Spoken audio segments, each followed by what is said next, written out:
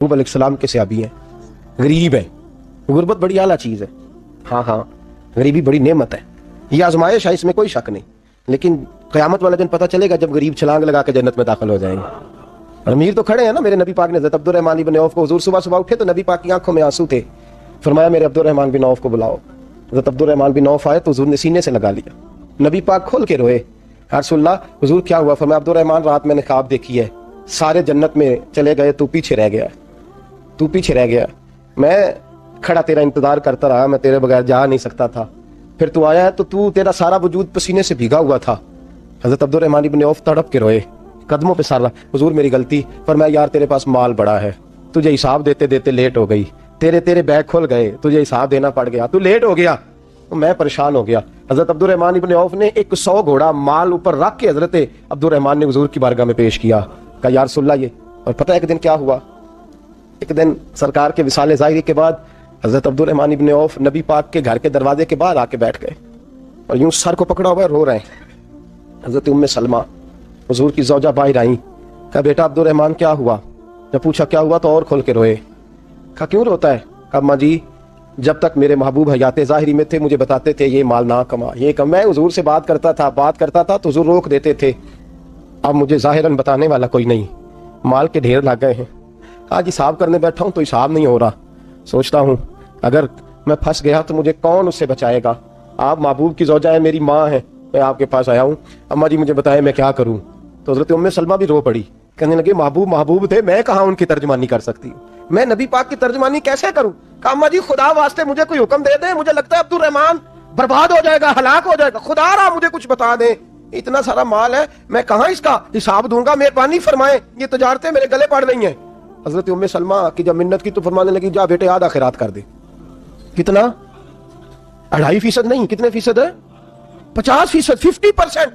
حضرت عبد الرحمن ابن عوف گئے اور 50% خیرات کر کے کہنے لگے اماں میں نے 50% دے دیے، میں بچ جاؤں گا نا، میں بچ جاؤں گا، میں دے آیا ہوں آدھا.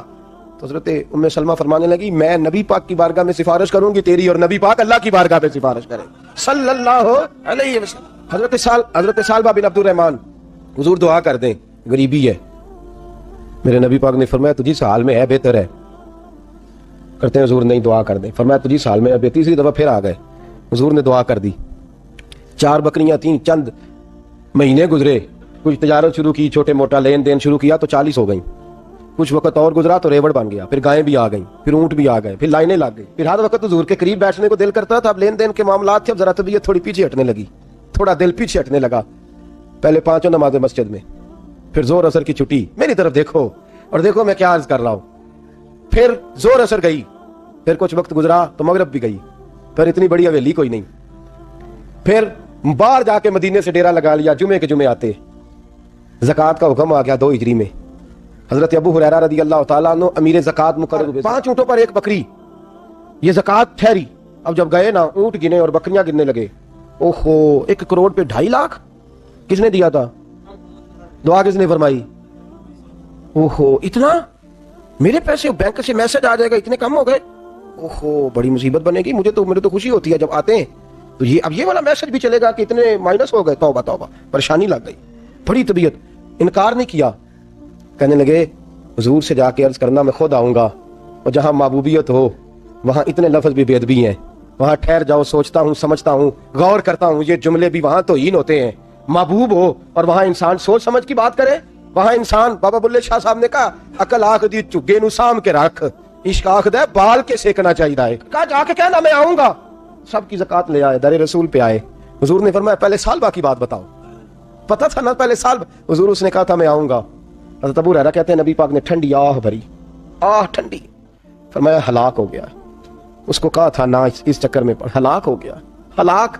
حضرت ابو ہریرہ فرماتے ہیں 2 باریک آنسوؤں کے قطرے بھی میں نے محبوب کی آنکھوں میں دیکھے. اپنا ہے نا تو دکھ ہوا، یار میرا اپنا تھا، یہ ہلاک ہی ہو گیا ہے، کدھر چلا گیا ہے.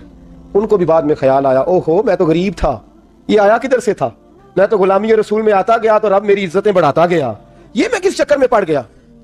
آئے لائنیں بکریوں کی لائے، حاضر کی.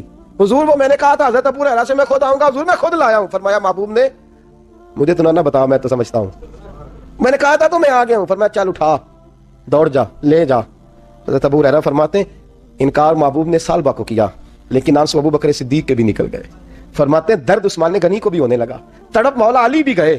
فرمایا جا لے جا, نہیں چاہیے تیرے پیسے. فرماتے ہیں صالبہ نے ہاتھ باندھے, کہا محبوبہ غلطی ہو گئی حضور مجھے. فرمایا تجھے کہا نا تیرے نہیں چاہیے, نکل جا.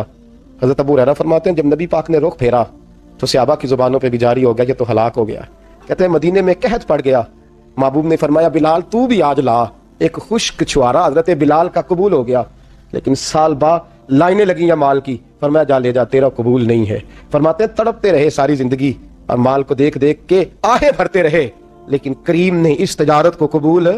حضرت ابو بکر صدیق کے پاس آئے, سرکار کے وصال حضور قبول فرما لیں. فرمایا ساری دنیا کا قبول ہے, جس کا میرے نبی نے قبول نہیں فرمایا میں کیسے قبول کر لوں. حضرت عمر فاروق کے پاس آئے, فرمایا نہ تیرا قبول نہیں. حضرت عثمان کے زمانے میں وصال ہو گیا. عزیز یاد رکھ, تجارت وہ والی کر جو تجھے نجات دے, اس چکر میں نہ پڑ جا جو تجھے الجھا دے. قرآن مجید کی آیت آئی اقترب للناس حسابهم وهم فی غفلۃ معرضون. لوگوں کا حساب قریب آ گیا ہے اور وہ ابھی بھی غفلت میں پڑے ہیں, ابھی بھی 2 کے 4 اور 4 کے 10 کر رہے ہیں. حساب کا وقت قریب آ گیا. حضرت انس آئے مسجد سے, ایک صحابی مکان بنا رہے تھے, جھونپڑی تعمیر کر رہے تھے. حضرت انس کو پریشان دیکھا, کہنے لگے انس خیر تو ہے, کوئی نئی آیت تو نہیں آئی؟ تو جناب انس کہنے لگے آیت تو آ گئی ہے, رب نے کہہ دیا کہ حساب قریب آ گیا, تیاری کر لو. جھونپڑی بنا رہے ہیں, محل نہیں, جھونپڑی بنا رہے تھے. ابھی دیوار کچی مکمل نہیں ہوئی تھی, ہاتھ جھاڑ دیے صحابی نے. ادھر رخ پھیرا تو حضرت انس کہنے لگے کہاں جا رہے ہو؟ کہنے لگے بھائی میں حساب نہیں دے سکتا, میں مصطفیٰ کے پاس جا رہا ہوں, میں نے نہیں دیوار بنانی, بس بھائی میری اس دور سے بس میں کوئی نہیں حساب دے سکتا, میں کمزور ہوں. میرے رسول کائنات صلی اللہ تعالی علیہ وسلم نے میرے دوستو تجارت کرو لیکن اس کو عبادت سمجھ کے کرو. اگر تمہیں چوک وہاں دکان پہ بیٹھ کے خدا بھول جاتا ہے اور سودا کرتے وقت رب رسول کی باتیں تمہیں بھول جاتی ہیں تو پھر تو تم وانتم موردون میں ہو, پھر تو تم غافل ہو.